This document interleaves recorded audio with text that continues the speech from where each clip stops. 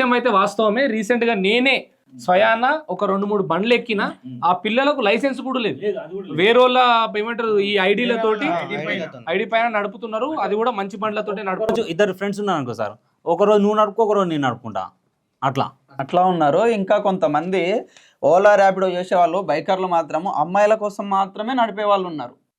అమ్మాయిల బుకింగ్లు వస్తే మాత్రమే సరే, ఎక్కించుకుంటారు. నా ప్రశ్న ఏంటంటే ఈ 2-వీలర్ రైడ్స్ వల్ల ఈ ఆటో వాళ్ళకి ఏమి ఇబ్బంది జరుగుతుంది? 100% ఇబ్బంది జరుగుతుందన్న. ఎట్లా అంటే ఒకప్పుడు బైక్ లేనప్పుడు ఖచ్చితంగా ఆటో అవకాశం ఉండే, ఎక్కువ నలుగురు కంటే ఎక్కువ ఉంటే క్యాబ్ అవకాశం ఉండే.